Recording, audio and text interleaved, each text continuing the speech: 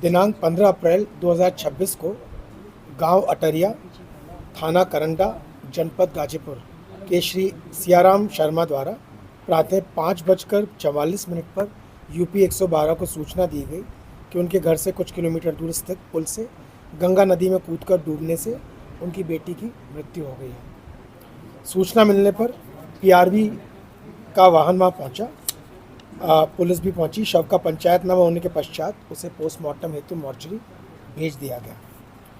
Postmortem में परीक्षणोपरांत death due to drowning यानी डूबने से मृत्यु होना पाया गया। अन्य किसी चोट के निशान नहीं पाए गए। संपूर्ण पीएम की वीडियोग्राफी भी कराई गई। यह जानकारी हुई कि बालिका रात्रि में लगभग 12:30 बजे ही घर से चली गई थी। लगभग 2:30 बजे से कई बार उसका परिजनों से फ़ोन से संपर्क भी हुआ। फाइनली एक टेलीफोन के माध्यम से पता चला कि पुल पर से एक लड़की की नीचे उसका शव मिला है पानी में, और ऊपर उसका मोबाइल फ़ोन और अंगूछा पड़ा मिला। बाद में लड़की के पिता द्वारा दी गई तहरीर में 2 लोगों को आरोपित किया गया तथा उन्हें बालिका की मृत्यु का जिम्मेदार बताया गया। तहरीर के आधार पर एफआईआर पंजीकृत की गई तथा मुख्य आरोपी को पुलिस द्वारा गिरफ्तार कर जेल भेजा गया। आगे की विवेचना प्रचलित है। मेरे व हमारे अन्य अधिकारियों द्वारा मृतका के घर जाकर उनके परिजनों से विस्तार से बात की गई। परिवार ने पुलिस द्वारा अब तक की गई कार्रवाई पर संतुष्टि जाहिर की है। साथ ही वे चाहते हैं कि दोषी को फास्ट ट्रैक कोर्ट में जल्दी से ट्रायल कराकर सज़ा दिलाई जाए। पुलिस अपने कार्य को त्वरित गति से कर रही है। पुलिस अधीक्षक गाजीपुर द्वारा संपूर्ण घटनाक्रम से मीडिया और विभिन्न प्रतिनिधि मंडलों को संज्ञानित किया गया। कुछ लोगों द्वारा मृतका के घर डेलीगेशन के रूप में जाने पर जोर दिया गया।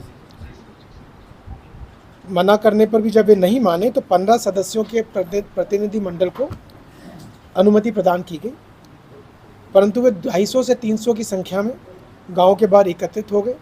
उसके बाद यह स्थिति देखकर मृतका के परिवार को वहीं एक चौराहे पर लाकर उनसे मिलाने का प्रयास किया गया। तभी गांव के ही एक अनिल यादव नामक व्यक्ति ने, जो डेलीगेशन के समर्थन में था, एक ग्रामवासी की पिटाई कर दी। इस पर वर्तमान ग्राम प्रधान के प्रतिनिधि द्वारा अन्य लोगों के साथ उस घायल व्यक्ति को बाहर लाकर उस भीड़ के सामने खड़ा किया गया और ये पूछा गया कि इस कृत्य का क्या कारण है, क्यों ऐसा किया जा रहा है। इस पर उस भीड़ ने गांव वासियों पर भी पथराव कर दिया। पुलिस द्वारा इस प्रकरण में 46 लोग नामजद किए गए तथा 200 अज्ञात लोगों के विरुद्ध मुकदमा पंजीकृत किया गया है। इनमें से 20 आरोपितों की प्रकरण में गिरफ्तारी की जा चुकी है। मैं आप सभी के माध्यम से विभिन्न दलों के प्रतिनिधियों से अनुरोध करना चाहता हूं कि कृपया सही तथ्यों और घटनाक्रम से संज्ञानित हो, भ्रामक तथ्य व अफवाहें प्रचारित या प्रसारित ना होने दें। कुछ लोगों ने यह भ्रम भी फैलाया, यह प्रचारित किया कि उपरोक्त बालिका के साथ दुष्कर्म करके उसकी हत्या कर दी गई और शव को गंगा नदी में फेंक दिया गया। वादी ने भी ये बात नहीं कही, घटनाक्रम से भी ये बात प्रदर्शित नहीं होती है और ना ही पोस्टमार्टम रिपोर्ट से ये बात प्रमाणित होती है। जिन बातों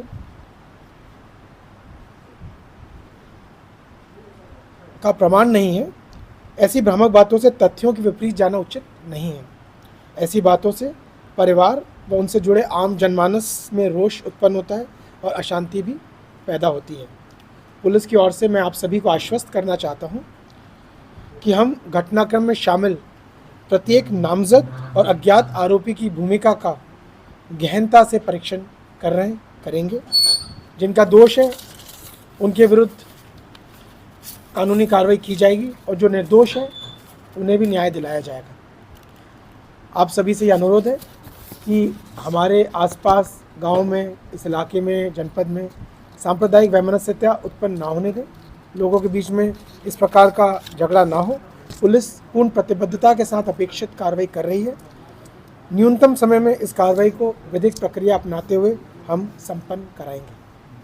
सर, ऐसे में जिस तरीके से राजनीतिक दलों में अखिलेश यादव, प्रियंका गांधी, राहुल गांधी का एक ट्वीट आता है, वो भी इसको पोस्ट करते हुए ट्वीट करते हैं, सर इसको किस नज़रिए से देखा जा रहा है?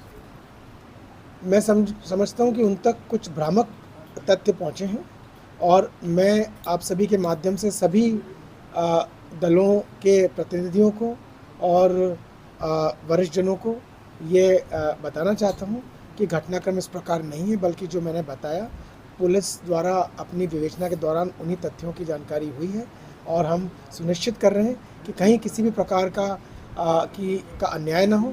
न्यायोचित कार्रवाई विधिक प्रक्रिया अपनाते हुए पुलिस द्वारा की जा रही है और मैं समझता हूँ कि सभी लोग जब ये तथ्य जानेंगे, इसकी सत्यता जानेंगे, तो इस बात से सहमत होंगे।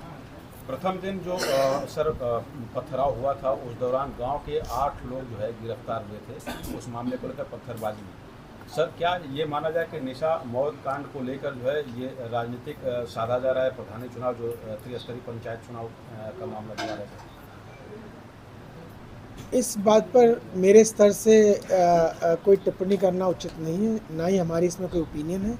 हमने अभी तक हर वो व्यक्ति जिसके द्वारा घटना में नकारात्मक भूमिका निभाई गई, उठाकर हाथ से पत्थर किसी पे फेंका गया, आइडेंटिफाई हुआ, चिन्हित हुआ, उन्हीं लोगों की हम गिरफ्तारी करा रहे हैं। इसमें हम ये नहीं देख रहे कि किस समुदाय के हैं, किस जाति के हैं, किस धर्म के हैं या किस दल के हैं।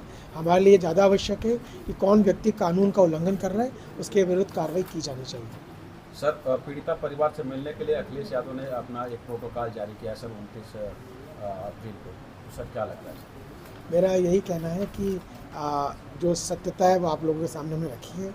एक छोटा सा प्रतिनिधिमंडल जब यहाँ पहुँचा तो इस प्रकार का अशांति हुई और यही अनुरोध है कि पुलिस को अपने कार्य को पूर्ण कर लेने दें। उसके पश्चात यदि कहीं कोई असंतुष्टि का एलिमेंट होता है तो अन्य कोई जो है प्रक्रिया अपनाने में विचार करें, परंतु फिलहाल हम पर भरोसा करें। हम 100% सुनिश्चित करेंगे कि न्यायोचित कार्रवाई ही हो।